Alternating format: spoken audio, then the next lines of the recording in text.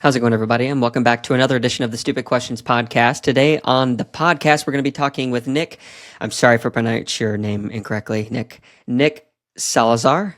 He is the founder of TriRig, who you have probably seen throughout the triathlon world. And today on the podcast, we talk probably about 15% of the time we talk about TriRig. We talk about lightsabers.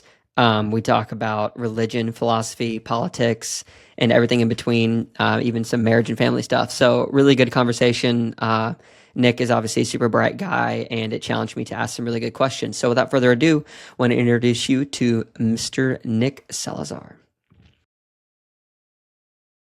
Really quick before we get back to the show, just wanted to say that we have episode 100 coming up. I can't even believe that. And we are going to do things a little bit different for that episode. I'm going to give you guys the opportunity to interview me and ask me some questions. So if you have some questions you would be interested in asking, you can check the show notes link in the description. It will take you to a Google form where you can add any and all and as many questions as you would like to. I will compile a list and hopefully go through as many of those questions as I can for that episode. So if you're interested in that, check out the link. Thank you so much, and I hope you enjoy today's show. Cool, man. Well, Nick, thank you so much for taking the time to jump on the podcast. It is an honor to meet you. I've seen your stuff around for a number of years since I first touched into the sport. I think at probably one of the expos for one of the races or something like that. But yeah, really awesome to have you on, man. Thank you, Seth. It's a pleasure to be here. Yeah. So podcasts, how many have you done in the past? A few, I think, not, excuse me. You're good. Let me take a drink. Not more than 10 for sure, but okay. A couple. Yeah. What makes, what's been a good podcast experience for you? And have you had any bad podcast experiences? I haven't had any bad ones. I think it's always fun. The conversation is usually interesting. I love talking shop, whether it's about cycling equipment or cameras or anything technical. I kind of like sinking my teeth into that kind of stuff. So yeah, it's always fun. Yeah, sweet. Well, then let me open it up with this first question. Hopefully no one's ever asked you before. But in your perspective, who is Nick? Me. That's a pretty probing existential question. Yeah. I guess I describe myself as an entrepreneur or an inventor or sometimes as a cinematographer. But, that's like what I do for a living. I think at the core, what I am is a family man. I'm a homebody. I'm a kind of a lone wolf. I don't have a huge social circle. I hang out with my wife and my kids as much as I can, and that's pretty much it. Like, that's my world. Is those are the people that are the most important to me. Yeah. I'm not too complicated a person. Yeah, that's awesome. Where's home for you? Colorado. So I live in the Denver area. Yeah. Okay, so you're not in the Boulder bubble. You're a little bit outside that. Just a little bit. I mean, it's a 45-minute drive basically to be in downtown Boulder. Yeah. How long have you lived in the Colorado area? And then I'll answer your question. Yeah. I don't know much about you, Seth, so I need a little bit of an intro here. Okay. Sorry if your podcast listeners are sick of hearing it, but I want to hear about you. I moved around a lot as a kid. My dad was an actuary, which is like an insurance mathematician, and he had a lot of international expertise. So we ended up moving to a bunch of places. He worked for some pretty big insurance conglomerates. AIG is a name that might be well known to some people. I don't know, but they were like sending him around to do like these internal audits and stuff. So when I was a kid, we lived in. Let me see. I was born in Indiana. We lived in Florida for a couple of years. Then we lived in Paris for a couple of years. That's cool. And then in Madrid. And then we came back home to the States. We lived in Delaware for a couple of years, and then Iowa for a few years, and then Colorado right before I started high school. So, what is that now? I'm so sorry. You're totally fine. If you need to get some water, go for it. So we first came to Colorado like 26 years ago. And then I spent high school here. I went to college at CU in Boulder. That's where I first kind of fell in love with triathlon. Yeah. And I went to school in Colorado and then also in California. I graduated from Berkeley Law Okay. and then came back to Colorado after that. And so, I've been around a few places. I lived in like New Orleans for a summer. I lived in Los Angeles for a summer. I lived in Berkeley for a couple of years, but mainly Colorado's been home base for the majority of my life. Yeah, for sure. Wow, you have been a lot. Paris Yeah. versus the US. Do you miss Paris? I know I miss the food. I was very young when we lived there. I was Okay. like four, Okay. 4 or 5. But I do remember quite a bit of it. I had a kindergarten teacher there that I remember very fondly. I love croissants. To this day, I still love a good croissant. There was this French restaurant that was open near my house for a number of years that was like Hmm. run by this French family that like made the most amazing things, and they ended up closing it because they like got vandalized too many times or something, but they had the Oh most man. amazing food. And so now my wife, she goes to like the grocery store and she's so sweet, she'll pick through every batch of croissants that they have in the store to try and find the ones that are like the best, like the Yeah. ones that she knows I'll like the most. Because I like them a little bit undercooked, where they're like Okay. real soft, Hmm. no like brown crust on them, just like basically, right out of the oven, but undercooked halfway. And so, yeah, I'm gonna go for a run later and then eat like a giant croissant. That's And awesome. yeah. Sweet, man. Well, I'll answer your question. You were asking me what you were going to ask me where I'm from, right? Yeah, tell me about you. You asked for a podcast appearance, but I don't know anything about you. Yeah, sweet. So I am currently about 45 minutes north of Knoxville, living at my in-laws' house. I had been living in Chattanooga, Tennessee for the past 20, or excuse me, since 2011. So 12, 13 years or so. Went there for university and just kind of stayed, met my wife, and was living around that area. But we're going to be moving to California on October the 11th. We're doing a cross country move, going to stay with some family and friends along the way, and then settling for the next at least 2 years in Redding, California, which is like just south of Shasta or Mount Shasta by an hour, if you know where that is. Yeah. Yeah. That's awesome. How long you been married? I've been married 7 years. It was 7 June 11 of this year. So yeah, Congratulations. yeah. Thank you so much. Yeah, learning a That's a ton. fun anniversary. Six. Yeah, Oh, I thought it was 7-Eleven for a second. It's 6-11. All right. yeah. 6'11". You guys have any Yes. kids yet? No, no kids yet. My wife, Okay. I just turned 32. We were on the 5-year plan. She went back to grad school, got nurse practitioner, graduated in May. So we're going to Taupo for the race here coming up in December. And that after that point, anything's free game. We're just, if it happens, it happens. So we'll see. Yeah, you have Cool. kids though. You said, right? Family. Yeah. So I have 3 biological kids and 3 step kids. So Mm. it's 8 people in this Wow. house Yeah, when it's full. Yeah. yeah. Yeah. But Do I love you? it. Yeah, I was gonna say, do you love it? Like that's a lot of energy requirements. But you said you like to spend most of your time with home. So Yeah. No, I love my kids. My oldest biological kid is 10. She's just finishing up elementary school. She'll go to middle school next year. yeah. And then a 5-year-old and a 2-year-old, Okay, cool. and they're just adorable. Um, you know, my 10-year-old daughter is like, she's always very happy and bubbly and sweet, Hmm. and that's like very much the opposite of me, but it's really lovely. Yeah. And my sons are both exactly like me. They're just like, they're pretty bright, but they're also extremely impatient, and Mm. they're just angry, and they like keeping themselves, but they also, want to conquer the world. Yeah. And so it's really cute. They're like my clones, and so, I'm trying to let them be who they are without, trying so hard to help them avoid all the mistakes that I've made, because, Yeah. they're going to make all brand new ones anyway. But Sure. it's really interesting that there's that mix of kids, but Yeah. I love them. getting to look at yourself to a degree in the mirror through your children, I'm sure is an interesting experience. Some of my friends are having kids now, and the oldest ones are like 3 and 4, some of them 5. So it's interesting to see the personalities bloom a little bit, and they're like, "Oh wow, that's totally like me, the good and the bad." Yeah. Yeah. Yeah.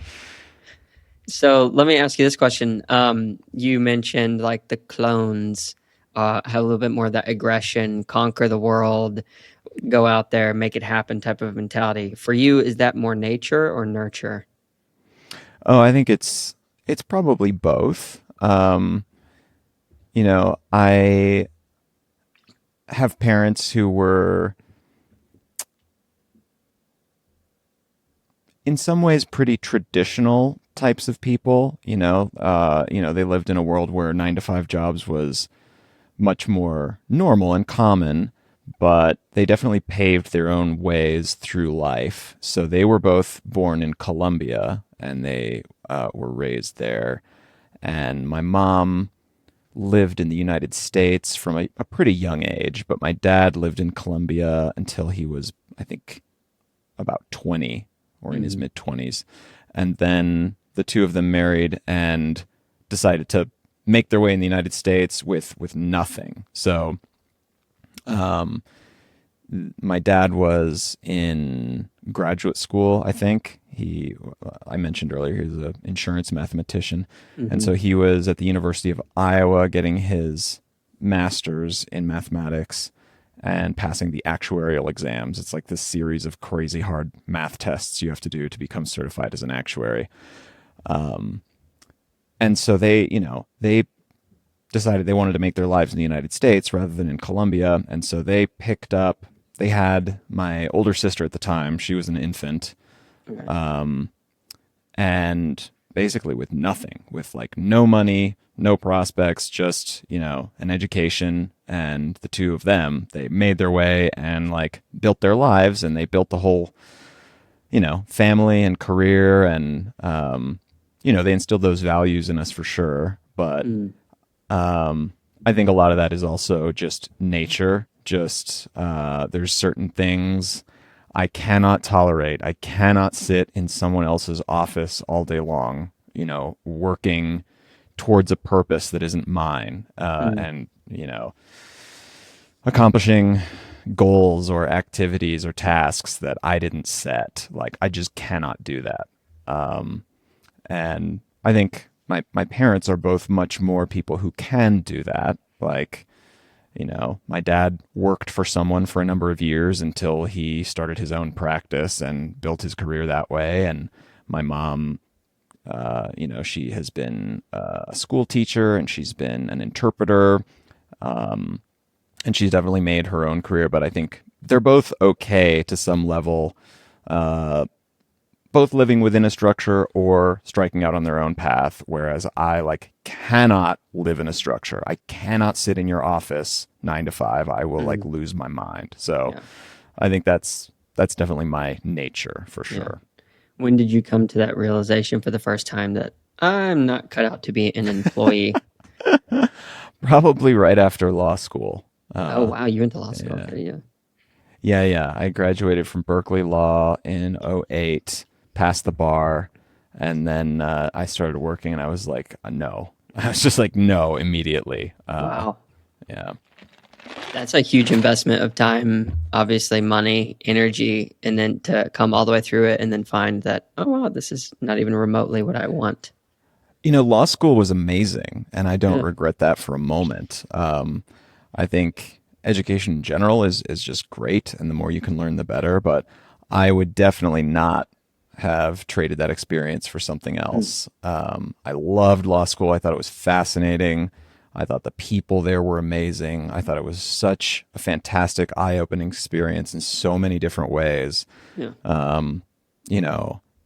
The people there are just so unbelievably bright and intelligent, and I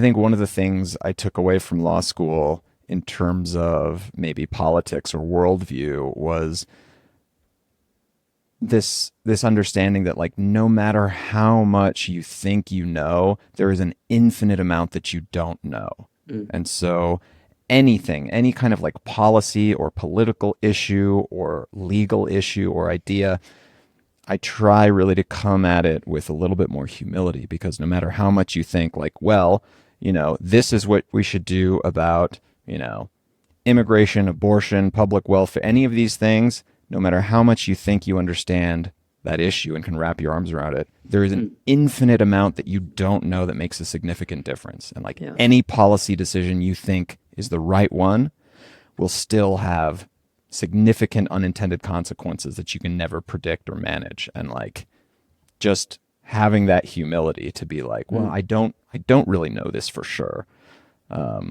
made a big difference for me. Yeah, for sure. Well, there's a lot to unpack there. I mean, so in the world that we're living in right now, I think it's becoming increasingly difficult to approach any topic of popular culture. Obviously, right now we're probably leaning more toward the political conversation just because of the timing of such things. But even coming at it from a position of humility, even if you don't want to choose a side, it's like, oh, you need to pick a side. But yeah, you make a great point as well, I think, with the whole trying to come at it from a position of humility, because one thing I learned from a very young age, I grew up with mostly around my mom and two sisters, and without being too overly general, there was a lot of gossip that happened, and I realized from a very young age that just because my sisters said that X or Y happened at school and someone treated them this way and they were totally wronged, I would kind of approach it looking at the other direction, trying to be the devil's advocate from a point. And the family, when we were younger, did not appreciate when I would kind of, and like you're saying, approach it from a position of the middle a little bit more, to be like, well, what did you do that, incited that, and this, that, and the other. But it's so hard today, in today's world, I think, to have a true context of a situation, of anything that's outside of our day-to-day lives, our family, or the immediate people that we have contact with. Because, yeah, you can never know the motivation of someone, honestly, I think, until you talk to them face to face. As soon as you get one person or more in between that conversation, it becomes very hard, I think, to understand who you're talking about and the judgments that you're able to cast. Yeah, and I don't want to give the impression that that kind of idea leads to ambivalence or leads to throwing your hands up at the situation and saying, I don't have a particular view on this. It's just that I think it's important to remember that there's lots that we don't know. And so it's not that I don't have strong political opinions. I do. But, I'm never going to say this is definitely the only answer. Yeah. You don't lock in forever. Yeah, or there like, could always be more evidence.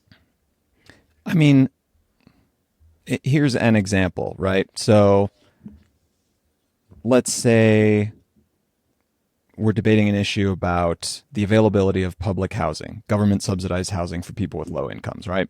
Mm-hmm. Some people will say this is a really important and necessary policy for people who, are falling on hard times, and this housing is subsidized and available so that, let's say you've got a single mother with 3 kids working a full-time job and she just cannot make ends meet.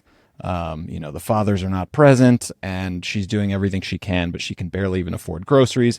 Government subsidized housing is great, and it's a program that helps people find shelter and have a place to live while they get under their feet, and the program's designed to exist for a limited time, and then eventually it ends, right? And so you say, okay, that's our best case scenario for that kind of program, and it's great, and let's use tax dollars for it. And other people will say, well, the problem is there's a lot of waste, and there are a lot of people using this system that don't deserve it, and they're just living off government welfare, and we can't tolerate that kind of thing. It's terrible. We should cut this program. And I tended not to look at it in either of those two ways. Like, do we want to help this person, or do we want to make sure we cut waste? What I don't hear in political conversation is a recognition that every program, every government subsidy, whether it's for, the production of domestic oil with shale and fracking. There's tax dollars going towards that. Or helping the single mother with 3 kids find public housing. Every program has waste, every single one. There will be people who get it that don't need it, etc. The question is not, will there be waste? The question is, how much waste do we want to tolerate for the good that this program is doing? Are you okay housing 3 people who don't need it so that you can house 30 people that desperately do? And so that's kind of the way I tend to approach those issues. Not like, is there waste? Let's shut it down. It's like, what is the totality of this? And that's, I mean, and again, that's learning a little bit more, but that's still not wrapping your arms around the entire issue because you never can. Yeah. Sorry, I can talk forever, and I should probably shut up about politics No. now. That's the point of this podcast is I ask a question and you go off and show who you are. So I have a couple of observations, but first a question. You strike me as a very confident person. And, that kind of goes with, I think, the ground of being an entrepreneur. But this realization that you're talking about that, to come to any type of a conclusion around any type of an issue or just anything in life takes a lot of time to do so. And sometimes that can, I think, weaken a level of confidence, at least internally. Because, for example, when I started my first business in college, I had the most extreme levels of naivete and just thought making that this product was going to be relatively easy. Like there was like 2 or 3 steps in my head and then I would make it happen and boom. Yeah. And then, as you get in a few years, you realize, oh, this is way more complicated. The bill of materials for this, I thought maybe 10 pieces, it's actually 200. So like, you get into it. And then if I was to have the same knowledge I have now and go and start that company, I'd be more hesitant. So for you, as you've come to that realization, has your confidence decreased, or how has that affected the way that you pursue an idea or a solution for a problem? Someone recently described me as a ready, fire, aim type of person when it comes to that kind of thing. And I think that's pretty true. So I still now, even at this point in my career, don't tend to go, oh, what are all the things that we're going to have to do to make this product happen? I'm more just like, oh, I really want this thing to exist. Let's get to work. Like, I tend to imagine products almost like finished and just get to work trying to build them. Every product has its challenges, and every venture, not merely just a product design, but anything that you want to do has its challenges. But I think, that naivete can be a good thing. Like, I don't know, there's plenty of quotes about how, the most amazing things occur because the people were crazy enough to believe that they could occur, or stupid enough to believe that it would be successful, when all rational thought would tell you the opposite. Right. But yeah, I think just a love and a passion for something that you want to exist, that's what drives me towards it. I was just having a conversation yesterday with some people about a product that's in development, and I saw that difference really starkly in a colleague. Like, I was like, here's the thing that I want to develop. This is the idea, blah, blah, blah. And hearing all these like, well, but it might not be compatible in this case, or, I don't know because of this part over here that can be problem. And I'm like, that's like 2% of all cases. And so I think that that mindset that you're just talking about thinking about all the obstacles and the barriers between you and what you want, that's probably a healthy thing in most cases, but it's not conducive to developing a new business or a product or any creative enterprise. Like, you have to start with the idea that this thing you love, you're going to make it exist. You're going to bring it into the world. And you just take step 1, and then you take step 2, and then you just keep going until you're on step 674 and you're tearing your hair out, but you're going to make something. Everybody's seen that graph, right? Like the timeline of any worthwhile creative endeavor is like, you have the idea and you're like, this is going to be the best thing ever. And then you start and you're like, oh, this is way easier than I expected. Oh, actually, there's a little challenge here. Oh, this is terrible. Oh, I hate this. This is the worst thing I've ever done. And then it rises up a little bit more. And then you're like, actually, this thing turned out okay. Yeah. So, yeah, I don't tend to think about those things a lot at the beginning of a project. When was your first encounter with entrepreneurship on a personal level? Even maybe before you knew what the word was. Were you the kid, making paper airplanes and selling them in school, or? Yes. Yes. Probably in middle school in earnest. I started making replica lightsaber props from Star Wars and selling them on eBay. That's amazing. Thank you. When eBay was brand spanking new. Yeah. And my parents were like, "You're doing what?" And they pay you with a credit card on the internet, and like, oh yeah. I was super into computers and the internet and everything, and like burning my own CDs, before that was a thing, and MP3 players when everyone was like, "What is an MP3?" And always super geeky, and so I think it's been part of me for a real long time. What did you make these lightsabers out of? For these like cardboard things, or these like, oh, I'm cutting up steel pipe and painting it? Like, what did these look like?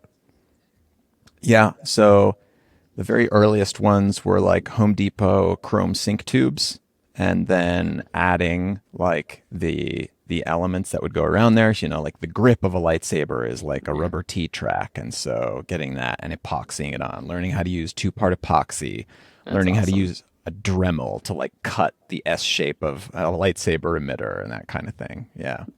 That's so cool. Do you have any of these left from back in the day?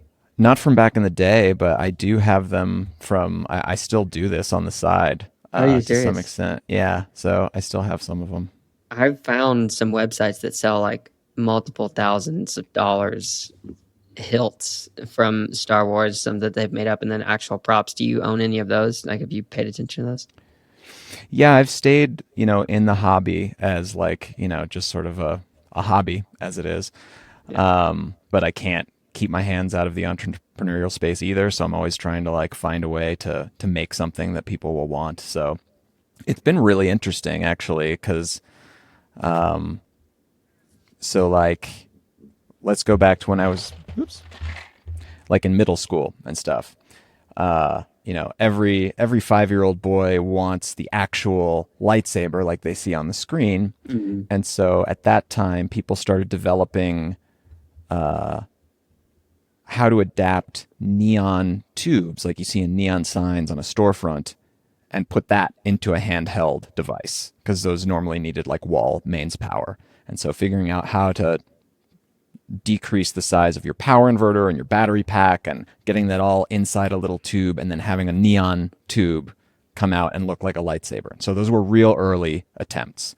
There were a couple people that did it well, and they charged, thousands of dollars for this thing. But, you got to baby it, because it's a glass tube. If you hit it on something, it'll shatter and you get mercury all over your counter or whatever. Yeah. And then slowly it developed a little bit. There was electroluminescent wire that people would use. And then high power LEDs came onto the market, especially once blue was developed, which is a recent development in our lifetimes, the blue LED. There's actually a really fantastic YouTube video about it. I think we've seen it. It's a channel called Veritaserum. Yeah, Veritasium. Veritasium. Derek something. Yeah, it's a great video. Veritaserum is Harry Potter. Anyway, Veritasium, the blue LED. And so high-powered LEDs came onto the market. And so people figured out, okay, well, if we put that LED in a tube, shine it out, we can use special types of film to sort of distribute the light down a lightsaber-sized tube and make it look decent. And then sort of the most recent development is what's called NeoPixel. It's like a whole string of little tiny LEDs in a tube and then diffused. And it's so It anyway. looks pretty good. But the really neat upshot about all of this is like as these hobbyists developed this because the 5-year-old kid inside them would not die and wanted to see this thing in the real world, the filmmakers started adopting that technology for their movies.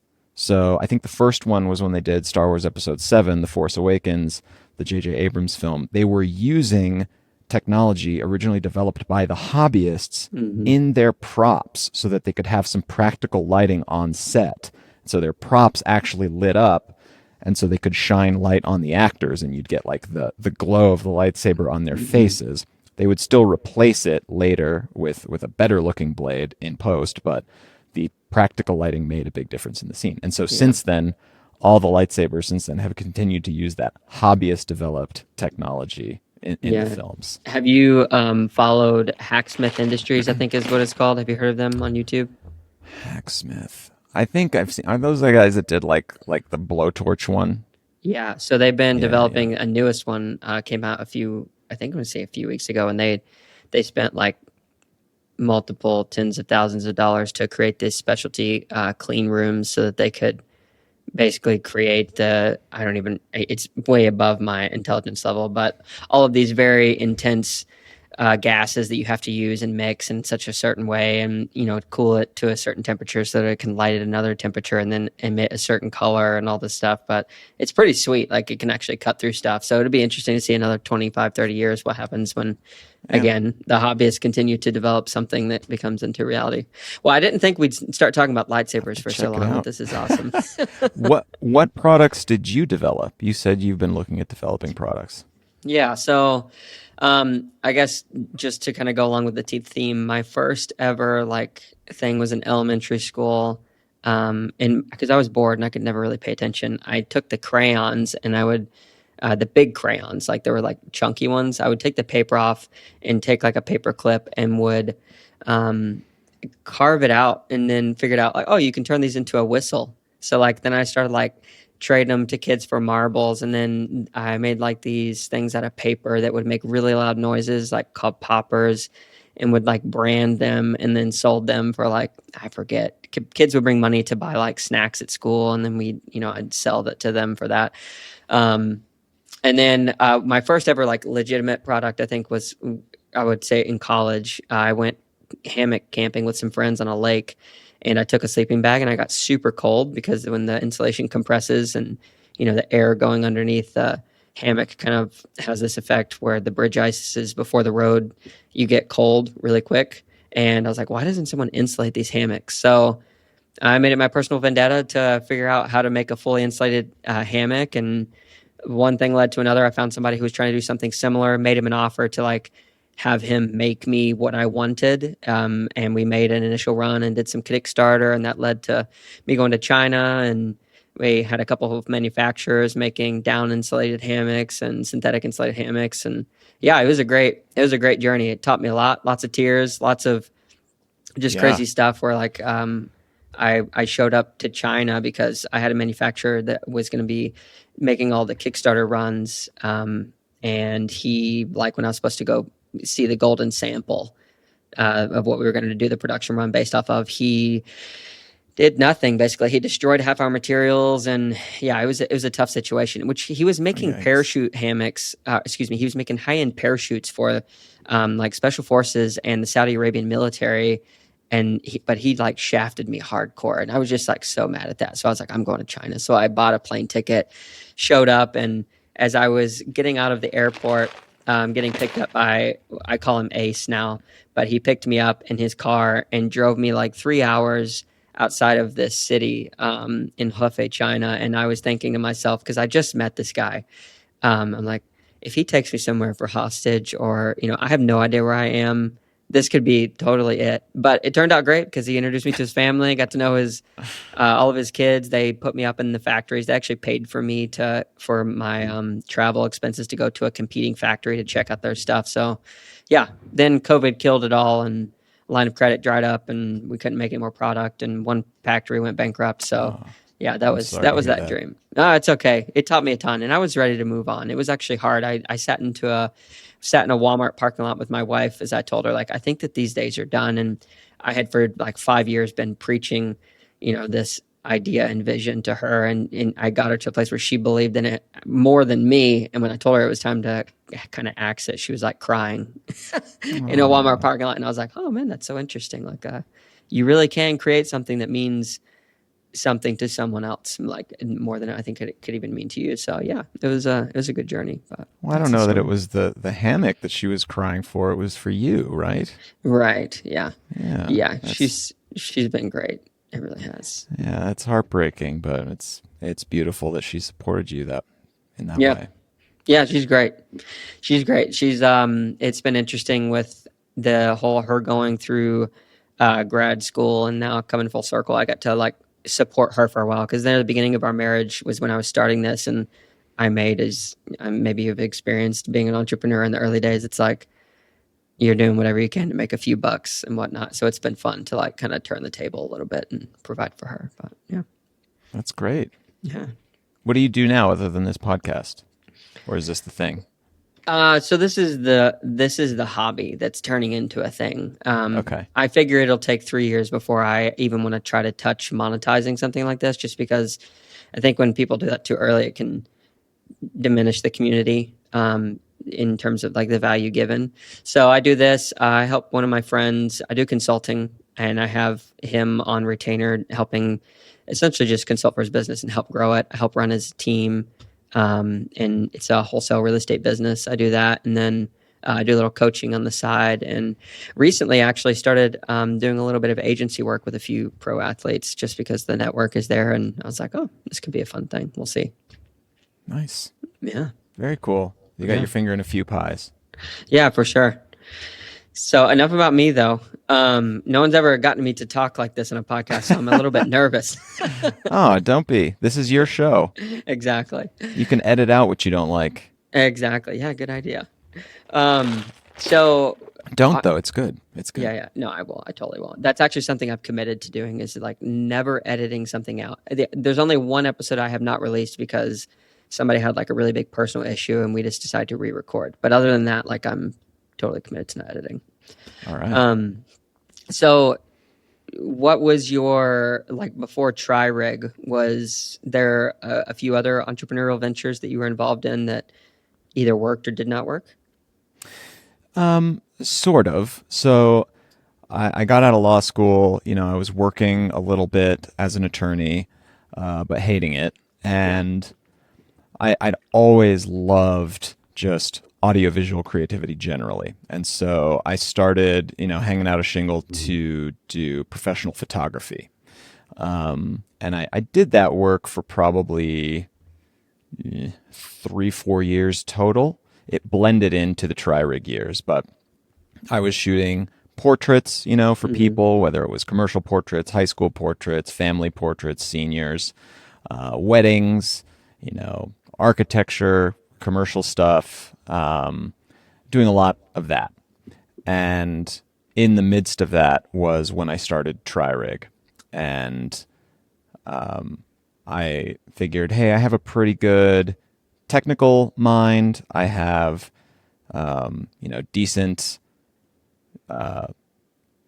creativity in terms of photography and audiovisual. I can code a website. And so I built a website dedicated specifically to reviewing triathlon equipment. And there was nothing specific to that on the web. There were general triathlon websites, there were cycling equipment websites, but there was nothing specific to triathlon equipment. And so I was like, Okay. great, I'll take fantastic pictures, I'll do really good technical writing, and I'll build a following that way. And the following came pretty quickly. And so I was doing both of those things simultaneously for a little while. All of the sort of private client photography and then this public website that was just dedicated to gear reviews. And it wasn't monetized in any way either. I was just trying to network and become a trusted name and write really good reviews that people could bank on. And along the way, I started noticing things that I really wished existed but Hmm. didn't. So the first product I ever designed in the triathlon world was like an aftermarket clamp for the original Trek Speed concept, like the 2011 version of the bike. It was the bike had been seen a bunch in prototype form under a number of different racers like Julie Dibbins and Chris Lieto. Those were kind of the primary ones. Yeah. And even some of the Pro Tour teams like the Radio Shack team. Lance Armstrong was on the prototype version of the bike. And then it finally was launched to the public in 2011. And it was really cool, except the handlebar setup had a lot of really heavy and intricate components at the front. It took 14 bolts to change like your stack. Yeah, I have that bike. Or your tilt. Yeah. I love the bike. But I was like, okay, let me figure out how to make a really low profile, lightweight version of this clamping hardware. And so I designed that. And that was my first, real foray into hardware manufacturing. I sort of did something not too different from what you're describing. I had my design in CAD, and I went to a website that was where people could post RFQs, request for quote, just like, hey, I have this thing, I want to make it. What's your quote? And so I got a number of quotes. I tried one place domestically in the United States, and I tried one place overseas in China, and the Chinese factory turned out to be the right place to go. And TriRig has actually been with that same factory ever since. So our very, very first thing, they've proven to be one of our best partners, and kind of a unicorn in that space because they have outstanding communication, really great turnaround, really, really high quality parts. So I got lucky there, but made that first little clamp. Right. And so, hey, you can go from 14 bolts to 4 bolts on your Trek Speed concept, and you save half a pound in the process. And so I just made a few of them, and they sold out really quickly. And so I made a few more, and those sold out really quickly. And I was like, oh, this is cool. But that's all I had. And then, 4 to 6 months later, I was like, well, what would be really, really cool is if someone made a modern aerodynamic brake, because there wasn't anything on the market. Triathlon bikes were using regular road rim calipers, and they were hideous. There was either that, the hideous thing, or the Trek Speed concept, which had a very beautiful integrated front brake, but a little bit harder to work on, only available for that bike, etc. And so I was like, what if I made a really great turnkey version of that anybody could use, really easy to adjust, really easy to install, really great braking power that had never existed in an aero brake before. And so I both set to work designing that, but I also published every step of the design process for that initial brake on the website. Wow. It's not there anymore, but probably if you use the Wayback Machine, archive.org, you could probably find some of those articles. So I'd be like, here's my first design, here's what I want to do, what do you think? I think I published that first article December of 2011. And people were like, this is incredible. You've got to do this. This is amazing. And so I kept going. And so for a period of months, I was designing, I was prototyping, 3D printing. I had that factory that I had first met with the Speed Concept clamp make me a prototype of my brake, and then another prototype, and then another prototype. We went through testing, strength and fatigue testing, wind tunnel testing, ISO standards testing, making sure everything was good. And okay, this thing looks like it's going to work. And so I went, okay, let's just do the full production run. Let's get these molds cut. Let's do everything. And I was all ready to go. And I said, okay, I'm going to set this date when these are going to be available for sale. And so I felt pretty good about it, right? I'd had this website that had a good following. I had a bunch of people who were looking at this specific product. It was kind of like a Kickstarter, but it had been a long time in building, and I wasn't on Kickstarter, right? It was on my own private website. And so I launched pre-orders on this specific day, knowing exactly to the number how many I needed to break even on the project. And I think I hit that break even point on the first day, within plus or minus 1 or 2 units. Wow, man. And they all came in, and so I was like, okay, I think this is my job now. And so since that day, I think it was something like April 2012. So from that day forward, like TriRig was my career. I was Yeah. designing these products. I was still doing the other things with TriRig. It slowly transitioned away from being a journalism site with a couple of products we sell to, really great product manufacturer that also sometimes comments on the industry. Yeah. And that's what we've done over the past 12 years. But designing products has basically been most of my career since that time. Did you learn how to draft in CAD yourself? Was this like a self-taught thing? Yeah. I Yeah. didn't go to school for that. Yeah, which I'm saying that's pretty impressive. Like I did some architectural drafting and then played around with CAD to make hammock blueprints basically, but it was much simpler because it was like, here's a box, here's the length and width. So I can only imagine the stuff that you were doing, like three-dimensional objects, is super intense. Yeah. It's so fun because it's kind of like Legos or something, except you get to build what the Lego is. I still love that process, and now especially that 3D printing has become more reliable and mainstream. Yeah, I was gonna ask about that. I print things in my house like every single day. Like I'm literally waiting on a print to finish right now as we're talking. What's printing? It's a handle for one of my cinema cameras.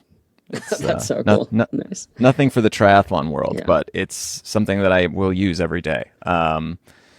It's just so crazy. And like I can do stuff for my kids. Like I printed them a bunch of magic wands over the past week. My daughter's in a play. Cool. She's got the lead role as Harriet Potter in this like school play of Harry Potter, and so we were Harriet printing Potter. wands. Yeah, That's hilarious. we were printing wands and painting them, and like we made them hollow so they could put like we have a parrot, and so we like put the parrot feather inside the wand because that's like how they do it in the books. There's like a core in the wand, and so I've always loved looking in the software at, here's this thing that I'm going to make and bring into the real world, and here's how it's going to work. And when you pull this thing up, these things are going to flip down, and like you can teach the software how that all works. But then 3D printing lets you bring it into the real world and actually see it. Yeah. And so, it's super fun. It sounds like you never work a day in your life. That's about right. Yeah. That's how it should be. So with the cinematography stuff, like we've beat around it a few times, but is this part of like another hobby, or is this a thing that you're trying to build as well? Like what is your life and its involvement with cinematography? Yeah, I mean, the real answer is I think I was actually born to be a filmmaker, and all of this other stuff has been other stuff that I'm doing and I love. But if 40-year-old me could go tell my 16-year-old self what to do, it would be like, just go to film school, or, do whatever you want, but you need to start making movies right now. 'Cause I just love it so much. I'm working on a feature film that I'm going to try and just make independently on my own dime. I wrote the script. We shot the first 10 pages of it already. The first 10 pages are kind of like their own thing. Okay. And in the screenplay world, one page of screenplay is about a minute of finished movie. So, we got about 10 minutes of film, 11 minutes. And I just got to figure out how to do the other 90 now, because it's a little more involved. The first 10 pages were easy. They were shot in the character's apartment, and so we just used my bedroom for that. But we got to go somewhere else. Location is an issue. But What's the story? What's the script? I'll tell you that another time, Seth. Oh, come on. Is this something like you're not telling because you're going to release a trailer, or what's the deal for secrecy, if you don't mind me asking? I want it to be a little bit more ready. Sure. Here, let me see. Let me find the log line as I have it written, because that will give you a little bit of a... Okay. here's the log line. So a tagline is what you see on a poster. It's like the Yeah. one sentence. A log line is like, one or two sentences a little bit longer. Okay. Summary of the movie or like the teaser. So the log line for The Game of Life, written and directed by yours truly. After losing everything in a failed stock market gamble, AI coder Jack Foley wakes up in a psych ward where an old secret is waiting to change his life forever. Yeah, that's super catchy. It's not where I was expecting that to come from at all, but that's amazing. You got AI, the stock market. So let me just ask you one more question about this. The Yeah. inspiration for this, where did it come from?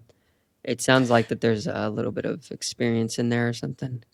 Yeah, it's 90% fiction and also 90% autobiographical. So it's about all those things, purpose, depression, Hmm. the dignity of facing life even when it doesn't feel like it's worth living, carving your own path, all these kinds of things. I greatly look forward to being able to watch this, or at least the trailer, Thank or you. read the script, whatever I get to do. Thank you. Thank That's you. awesome. Sweet, man. So then let me ask you this question. With TriRig, with what you're doing, like it seems to me that this is the support for how you're living life. Is that an accurate assessment? Is that how Yeah, you it's do it? Yeah. It's pretty much, yeah, my full-time gig. I do a bunch of content for the website. I do all of the product design and development. Fortunately, I don't do like customer service anymore because I am ill-suited for that. I'm not super friendly. You I'm like not telling them they're wrong. way too often. Way Yeah. too often. Yeah. So we've got a much better network of support in the company now. We have a fantastic customer service guy who is just the friendliest person you'll ever meet. His name's JT. But yeah, so I get to do the pieces I love, like you said. I don't have to. I Yeah. don't have to work. I just get to play, That's right. and yeah, yeah. So The so film stuff is on the side at the moment. yeah, so in order to make that transition, what needs to happen in order for you to feel that TriRig has completed its mission or you have completed your mission within TriRig? I don't think I'll ever stop Yep. developing products for TriRig. That's something. I mean, not only do I just love to do it, but if you look at it that way, like what is the mission? The mission is to create outstanding products that help people, you know, fulfill their dreams in sport and achieve their goals in the best way possible. And the mission is always to be pushing that forward. And so that's something that's never finished, right? You can always improve, and the sport is always evolving. Our understanding of aerodynamics and bike fit are radically different now than they were when I designed the original Omega brake. So in the past 12 years, things have changed dramatically, and there's always more that we can do and learn and understand. Hmm. Just like we were talking about at the beginning, in a more political manner, that that ocean of knowledge is infinite, and the more we learn, the larger our island of knowledge becomes, the longer our border of ignorance. The more you know, the more you realize you don't know, if that makes sense. Yeah.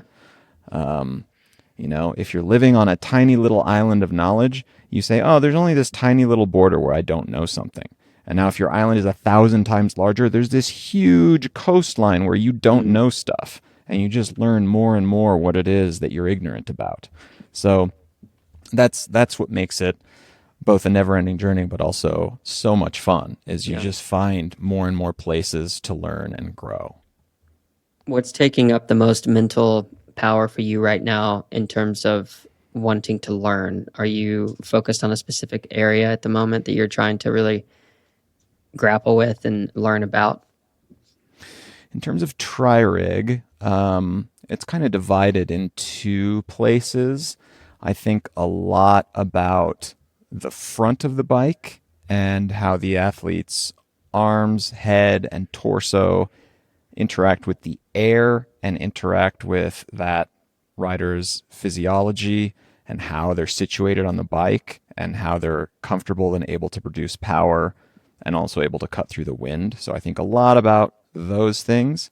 I recently talked to Jim Manton quite a bit about that. I invited him to talk to me, so I was having a conversation just like this one, except sort of reversed. Mhm. So I think a lot about that. That's one area where, again, our understanding of bike fit has evolved quite a bit over time. And the other half is on the rear of the bike.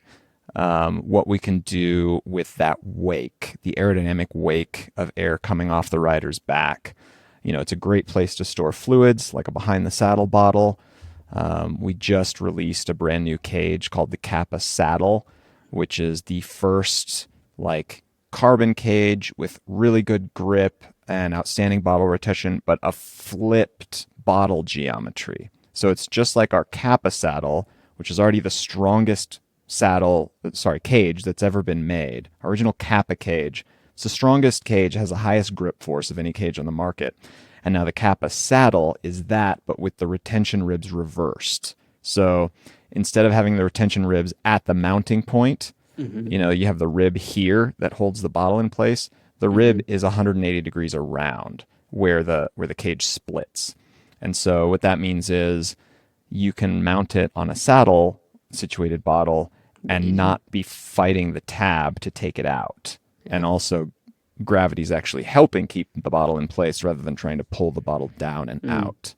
Yeah. So, and I think a lot about what can we do with that space, So the Kappa Saddle is a product we just launched to address some of that. How can we optimize that space? But there's a lot to do back there that I think isn't getting done. There's a lot of products that you can buy for behind the saddle. There's plenty of bags. There's plenty of bottle carriers, but nothing that sort of really addresses things the way that I'm thinking about them now. Yeah, for sure. So what does success look like to you compared to what it used to? Like, how has your definition of success changed over the years?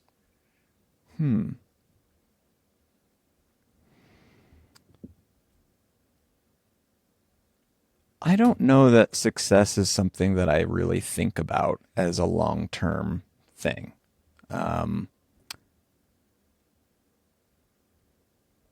I've been really fortunate to be able to more or less work for myself for almost my entire adult career. And that's really enough for me. If I'm able to support my family and do what I love, that's success. And there's lots of, I don't think that means there isn't ambition or drive, because there's always things that I just love and want to exist, right? Like I wouldn't be trying to make this new product or work on a feature film if I didn't have ambition for something new to exist. But I think I'm content just being, I'm happy if my family is happy and we have, a decent quality of life and my kids are growing and thriving. That's enough for me. Yeah. So that contentment, I think, is something that is not easy to find, and be content just in general. What advice would you give to people who are like wanting to have that contentment? I mean, it doesn't mean that I'm always like at peace. Like I said, this film that I'm working on, the creative pursuits I work on are filled with issues of depression and sadness and a loss of purpose and all of those things. So I'm not like some spiritual guru who's sitting at the top of the mountain at peace. I'm just by nature that kind of person who's like depressed and, navel gazing, and I often have a hard time being content and satisfied. But the previous question was about success, and so if I looked at it objectively, I think I'm there. When I think about how am I feeling, it's often not that way, right? So sometimes I'm great, sometimes I'm happy. I am a big proponent of meditation. I've done a lot of sort of, religious or spiritual or theocratic inquiry over the course of my lifetime.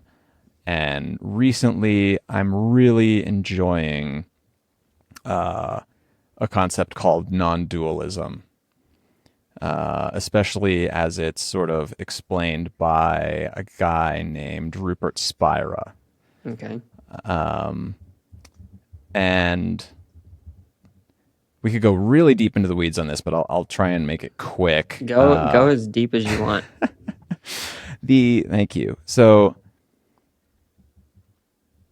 the idea is this. So I've also always been interested in ideas of consciousness and where does it come from, and why is it that we all feel like we're sitting in a movie theater watching this movie out of our own eyes that only we can see, and everyone has that experience, but it's all their own movies, right?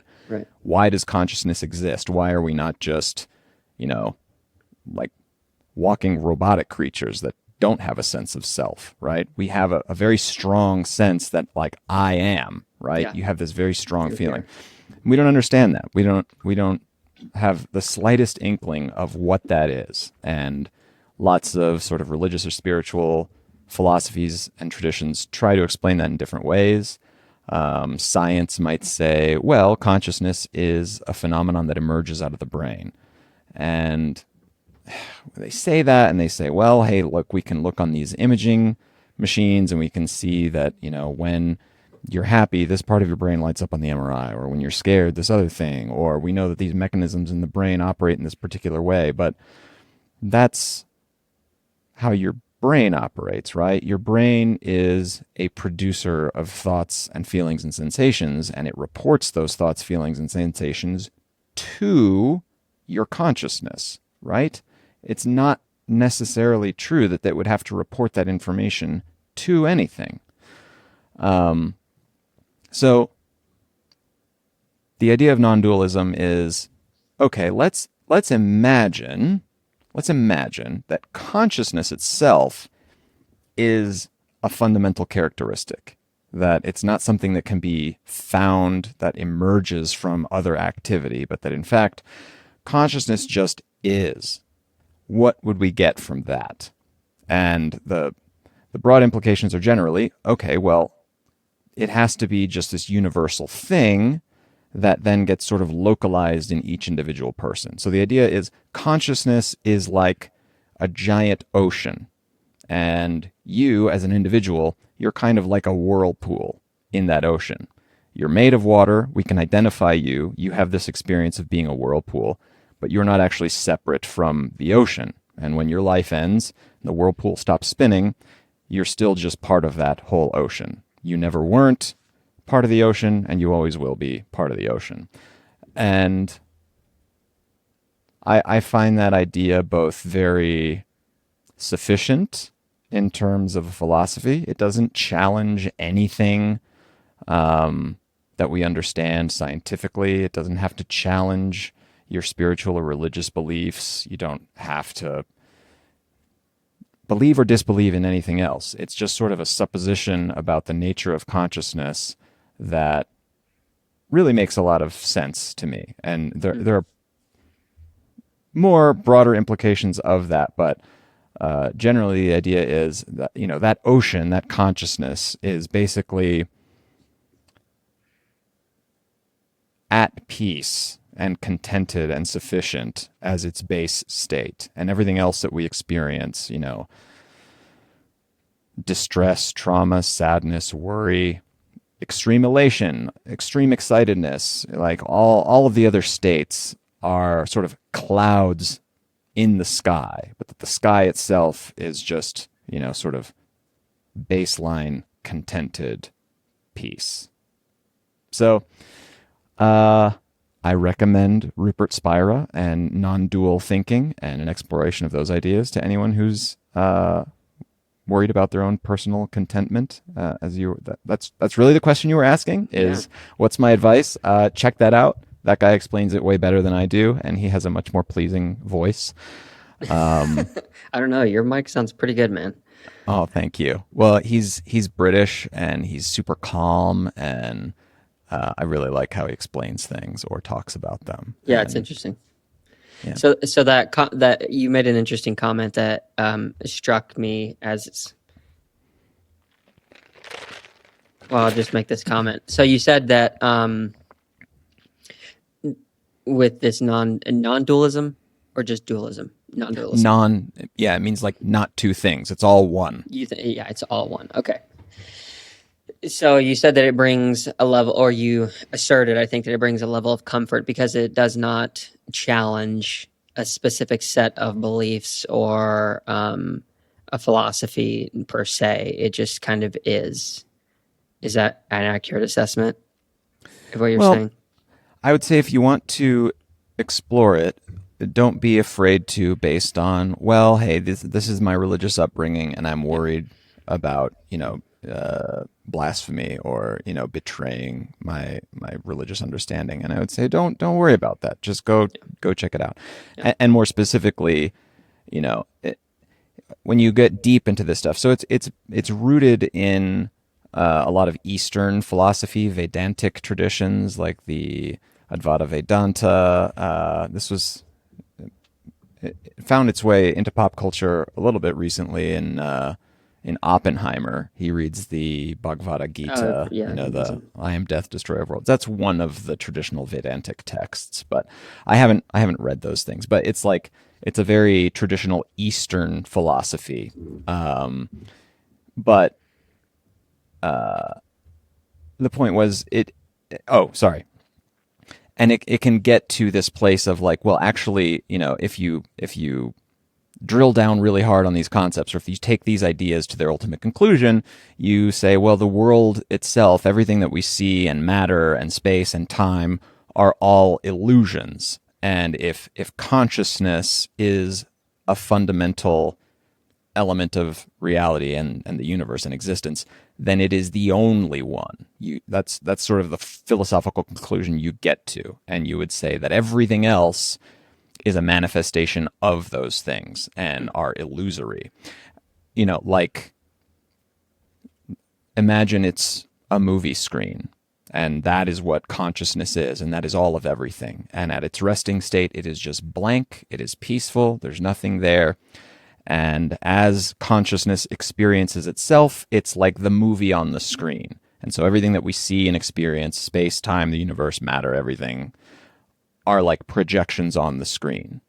And so they're in some sense an illusion. And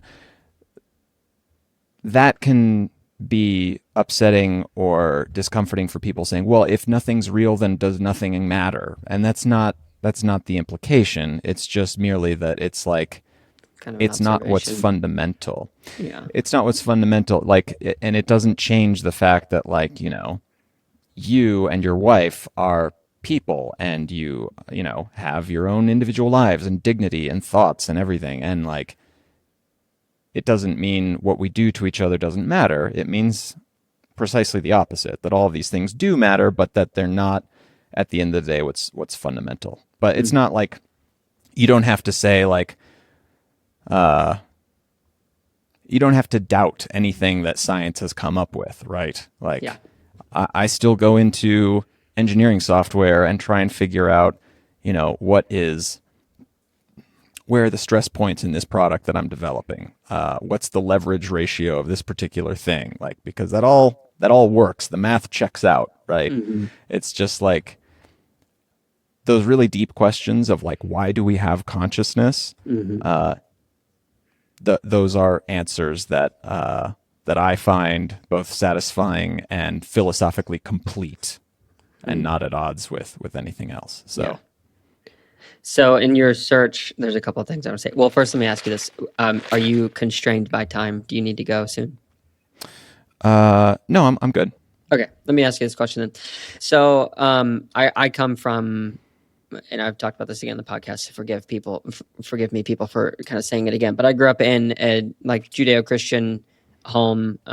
Parents were first generation converts into Christianity. Dad was a wild guy, lived on the streets, drug dealer. Mom was, she was raised Baptist, but there was no real practicing. And then they both came into the Adventist church. And so I grew up kind of with that worldview until I think I was about 22 when I decided, like, okay, I need to figure out what I believe, why I believe it. Do I actually believe these things, these fundamental beliefs that we've kind of built our life around? And so that's where I come at this from. And I have wondered, because what you're talking about, this whole, our eyes perceive what is happening, but they're not actually, it's not the fundamental experience of, like, is there a way to experience Earth or the world as we have it without the senses that are coming through our head into our brain?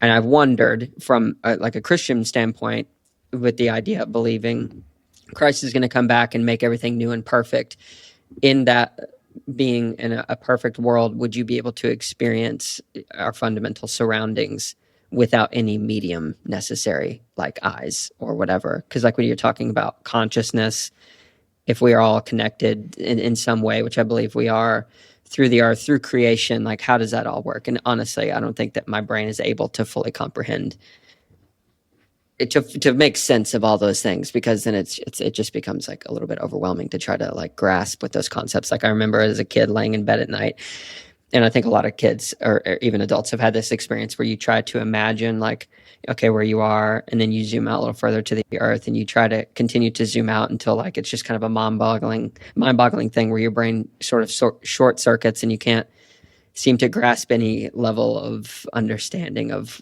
how or what those things could be. So that's more of just a statement. Did you have a response before I asked my question?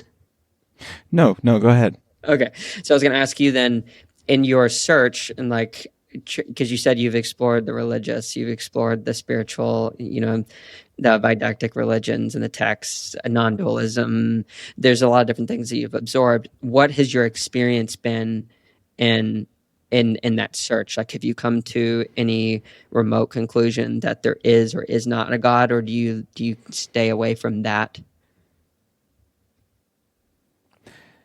So I grew up in the Catholic Church, and in high school, I also visited and spent time with, more modern sort of mainstream Christian churches, like the mega churches of the world that are generally some blend of Lutheran or Calvinist at their core, but generally still very sort of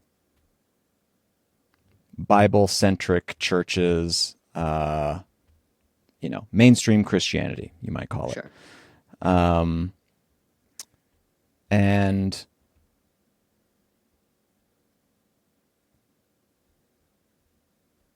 I'll tell you what I recently heard Rupert. So I no longer am a practicing Catholic or Christian. I think the last time I went to church, like I went to church through college and law school a little bit, but I guess I would be called a lapsed Catholic for many years now. Dum, And dum, dum. what a way that I heard this guy Rupert Spira talk about it recently that I really liked was, I think he was answering a child's question about our perception of time and why is it that when we go to sleep we don't have a perception of time passing. We wake up and it's almost like it seems to be the same moment that we went to sleep. And I may be conflating two different questions that were asked of him by different people. Another one was sort of about death and what happens after we die. And that's sort of wrapped up in your question as well. When we die, what happens? Will we meet God? Will I see Christ at the rapture and the resurrection? And so one way to think about this is, what were you before you were born? This is a very typical question in Eastern religions. What were you before you were born? And the answer is either, you don't know, or and this sort of line of inquiry is designed to make you think, like, do you have an experience of I existed for the first time? Mm-hmm. The answer is no. No one has this experience that I have existed for the first time. It's, you have a sort of growing awareness of yourself, or you have this sort of fuzzy manifestation into the world, right? And we can track how your brain develops and how your memory starts working scientifically, but from a fundamental experiential level, meaning like what you actually experience and what you report from the inside as the occupant of this movie theater for one, you would never have an experience of not existing. And so from that, we might conclude, well, perhaps death is the same, right? You didn't exist for 13.5 billion years, and now you're going to live for, maybe 100 years if you're lucky, and you will return to that same thing again, perhaps. My kids ask me the same question. Do you believe in God? And what I usually tell them is, as it's described in church. So we've taken our kids to church a few times. They've asked. And so we, hey, can we go to church? And yes, sure, no problem. And so he'll say, is that all real? What they just said, is that real? And I said, well, no one really knows what happens after you die. And no one really knows for sure these things. Some people choose to believe them. Some people don't. I don't know what happens when we die. I would love to see my brother again. I had a brother who passed when we were both young.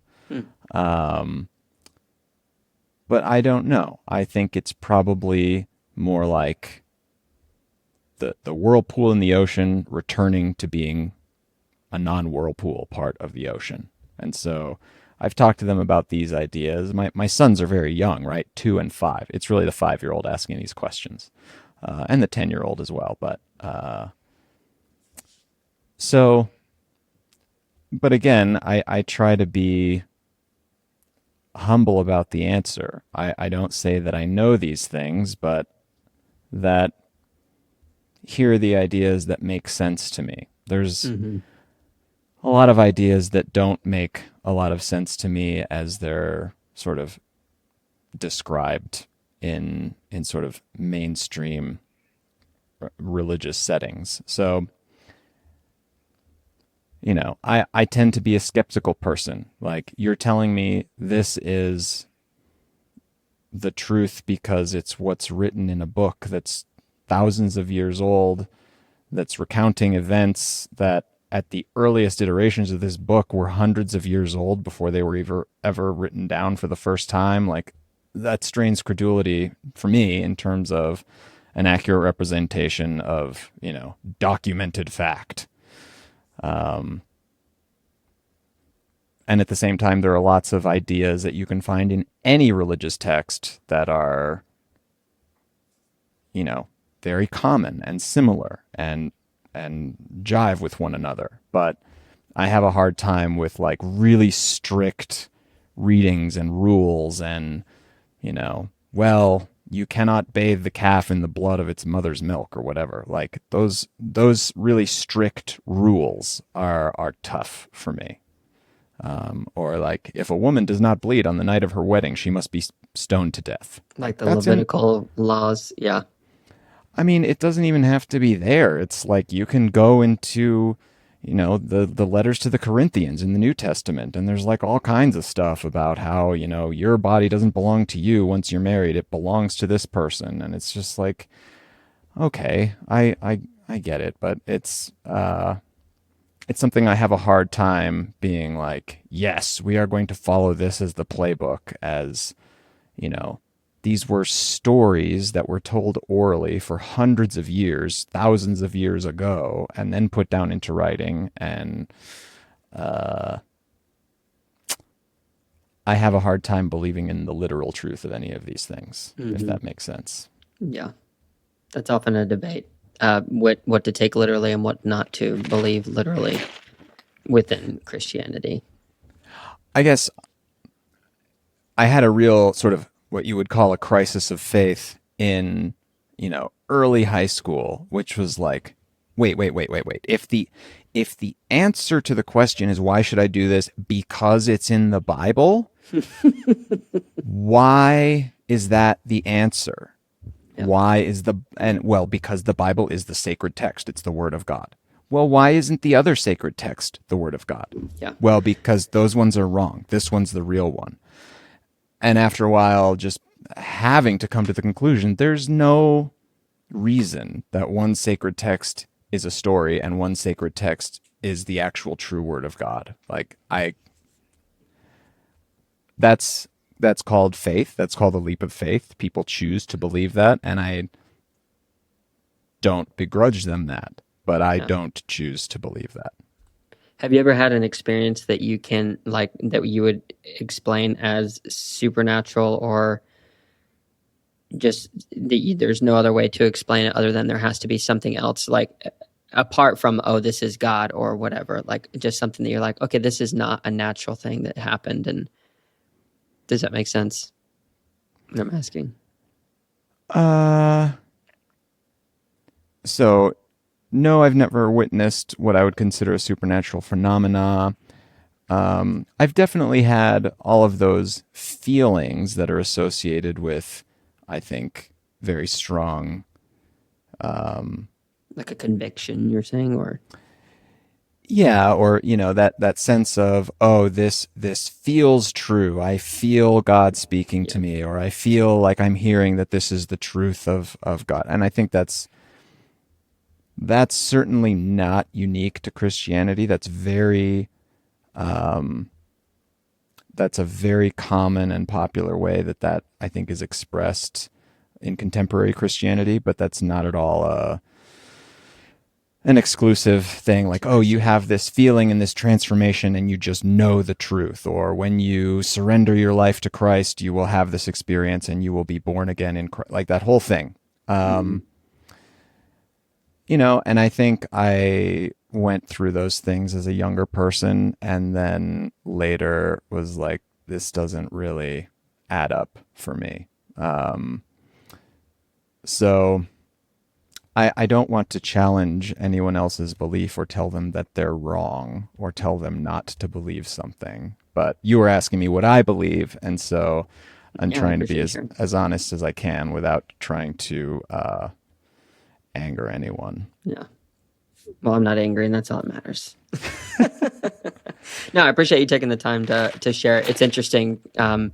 Yeah, just from the world that I come in, it was definitely not mainstream Christianity that we were part of, and we've been called a cult and many other things. And some of those accusations can be um, at least taken into my heart and be like, yeah, like I can see how that totally comes across that way. Or in some, in actually in more than just some cases, that's actually the case, where people do subscribe to a specific religion, hold on to one piece of it, and become cult-like and following a specific person for whatever reason. But yeah, my experience, it's the reason I asked that about the physical or like actual something that you cannot explain, if you've ever had something like that happen, because across a lot of these religions, at least in their founding stories, Muhammad and how he had his revelation, or John writing in the Bible in Revelation, like the actual book of Revelation, he's writing about all these visions he had from God. And um, you go to Mormonism, I forget his name, John Smith, like he had his set of quote unquote visions, and I believe that some of them are real. And when I say some of them from all of these different religions, I have no doubt that people had these real experiences, because I've had some really interesting, weird experiences of my own that at the time of them happening, I was just so shocked. I was like, I can't tell anybody about this actually for many years, because for one, I don't understand it, and two, um, people are going to think I'm crazy. so, so there's that kind of a thing that goes with it all. But the reason I ask that is because when someone has an experience like that and they relay that to someone else, it can become a part of their experience. But I can never look at someone and say, "Oh, you didn't have that experience," because, like you're saying, you're viewing this Yeah. world through your theater, and people have wild experiences. Yeah, I come from a place that I believe like the purpose of all that is happening is ultimately comes down to the vindication of Christ's character, as Satan saying, like, God isn't who he says he is. Here's why. Eve, eat this fruit and you'll know everything. And then, now we're down that path. Like that's that's kind of how I circle my my worldview around stuff. But at the same time, looking at things in the Old Testament, where I always found it really interesting. We tell the stories of David and Goliath, and David is like this great hero, and it even says in the Bible that David was a man after God's own heart. But he saw Bathsheba, this one of his front runners in his army, his wife, on a roof naked, and he called her up to his palace. You know the story? Not offhand, no. Okay, so he calls her up from his palace, brings her up to his place, sleeps with her. She gets pregnant, and he's like, "Oh shoot, what am I going to do?" He calls her husband, I think his name is Uriah, from the battle. He's like, "Hey, go sleep with your wife. Take a break," so he can basically say, "Oh, that you got her pregnant." He refuses. He goes and stays out by the city gates. He's like, "I have to go back to war. I have to go back to war." So he goes back to the front of the war. David sends him to the front lines. Basically tells the men to pull back. He gets killed, and then he ends up bringing in Bathsheba to be his wife. And the way the story is told is God, basically they have like a stillbirth, or the baby dies, and he did a lot of really corrupt stuff. But then he's portrayed as this figure of like the greatest of man to be, or very brave, and which I think is actually a good thing, because to a degree, with something that's happened in popular culture is we're so ready to erase someone's life for the sake of them doing one bad thing, even if they've done many good things, or even many good things and many bad things. I think we shouldn't erase all of the good just because someone does something of the bad, because we are all, whether you are religious or not, we make good and bad decisions. So yeah, anyway, that's my monologue. No, yeah, I think that's a good point. I think every person is deserving of dignity. Yeah, sure. Yeah.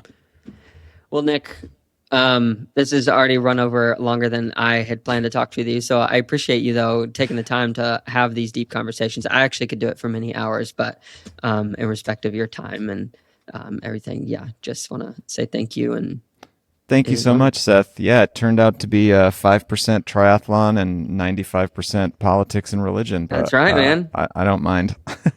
No, I think it's super fun. It's always fun talking about this kind of stuff. And have you heard of the podcast before this? Actually, I'm curious. I hadn't. Okay. No. So I have on a lot of people that are involved in the sporting world, but I try to usually touch on triathlon or whatever the sport is about 15% of the time, and then just get down to the meat of who is this person we're talking to, because I think it's fun to give a platform for people to be able to do that, because in the world of Instagram, where every professional's life is like, oh, they swim, bike, and run, and they talk about products, like there's a human underneath that, and I think those stories deserve to be told. So thanks for being on. It was a great interview, Seth. I think you asked really fun questions, and I wish you all the success in the world with the podcast. Thanks, man. Thank you so much to Nick for coming on the pod and having such a deep conversation. It was truly, like I said, a challenge for me to ask really good questions, to really engage listening, and hopefully just create a good environment for you guys to be able to hear how other people think and the perspectives that they hold and why they hold them. And so thank you so much for listening and tuning in. And again, thank you so much to Nick for coming on. If you made it to this point in the podcast, though, I just want to say thank you so much for doing so. If you are listening or watching on any of those platforms that enable you to like, comment, subscribe, review, any of those things, all of them, they really do help continue to grow and spread the word of the podcast. So if you have a moment, would really appreciate that, especially a review on the Spotify platform. And also, if you want to sign up for our newsletter, you can do so at the stupidquestions.show website. Thank you so much, and we will catch you guys in the next one. Peace.